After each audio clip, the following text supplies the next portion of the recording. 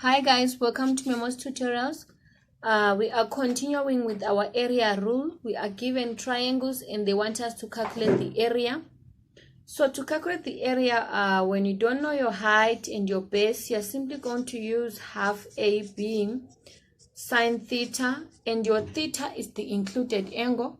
The included angle, this is how I crammed it. It forms a V.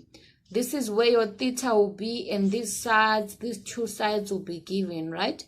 So in this case, we are having half of 10 times a 13 and then sine 23, right? We simply punch that in our calculators. So I will punch my half as it is. My first bracket I have a 10, second bracket I have a 13, and then I punch my sine 23. What do we have? We are having 25.3975. It's a very long decimal. So rounding it off to one decimal place is 25.4 square units, right? Our area for this first one is 25.4 square units. Now, let's have a look at the second question. We are having our included angle as a 60. Take note of that. You should be able to identify the included angle, right? Your 60 is here, and then you have 5 and a 7, meaning we are going to work with 60. We are not going to work with 76.1. So this is going to be half of 5 times 7 sine 60. Okay, let's punch it on our calculator. Half, open bracket 5, close bracket, then I write a 7, and then sine 60. I close my brackets. What are we getting as our final solution? It's a 15.1554. It goes all the way.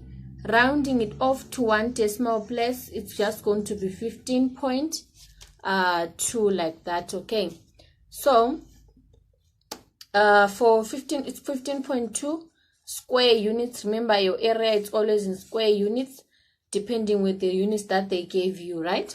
Okay, that's for number 2. And then we have question 3.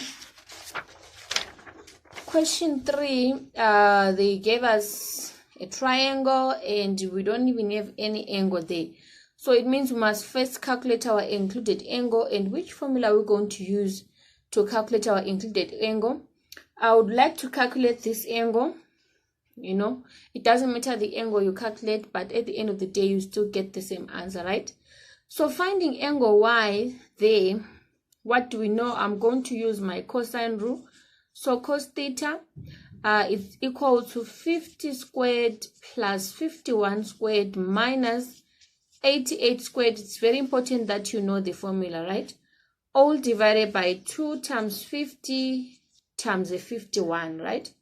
So my value for theta, it's actually going to be arc cos 50 squared plus 51 squared minus 88 squared, all divided by 2 times 50 times a 51 like that.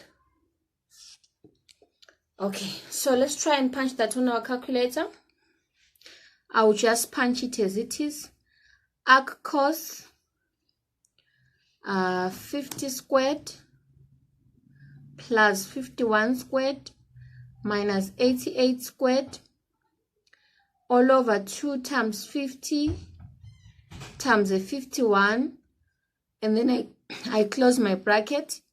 What are we getting? We are getting our value for theta as a 121.2, just to one decimal place, right? 121.2. So now, since we have our 121.2, I would like to keep my value for theta. So I'm going to press shift store. I'll store it as A. I'm storing my value for theta as A. So now for the area, I'll simply say it's half of 50 times 51. Why am I working with 50 and 51? I just calculated that angle. The V angle is coming in that form, right?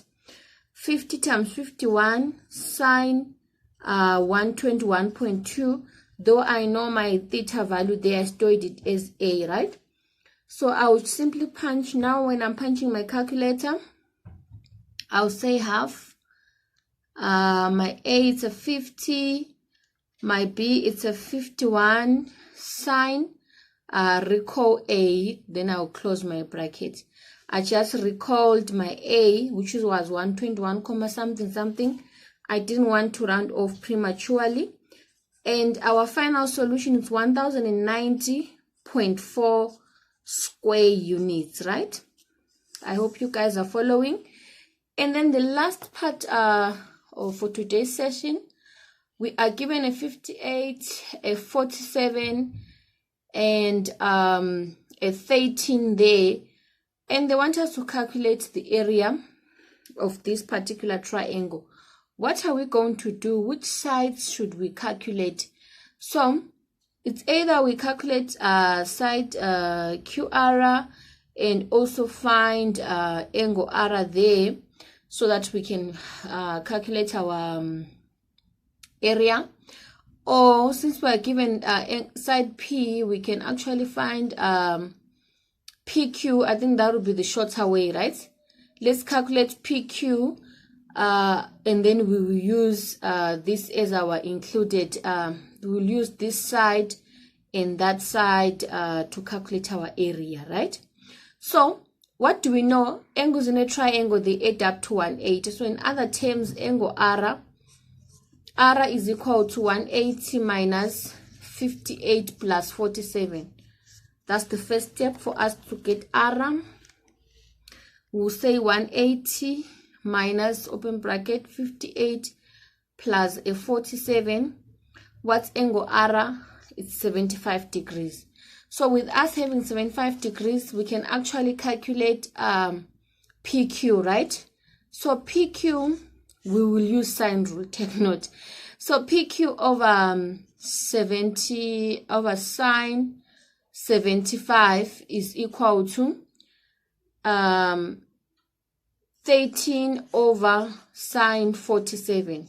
Okay, so our value for PQ in this case is 13 sine 75 all over sine 47. Let's punch that in our calculator.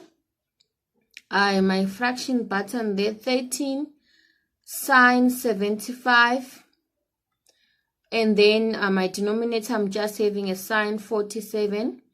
What are we getting?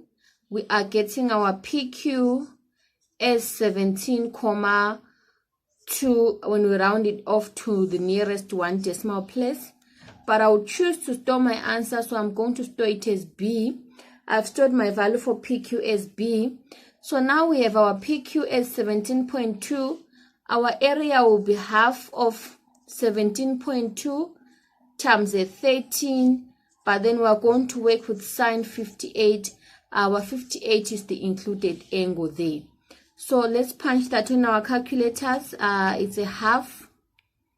17.2. Remember, I stored it as a B.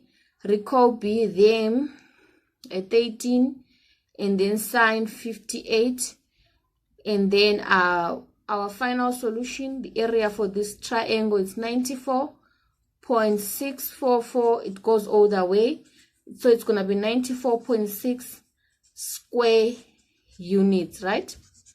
I hope you guys understood this concept.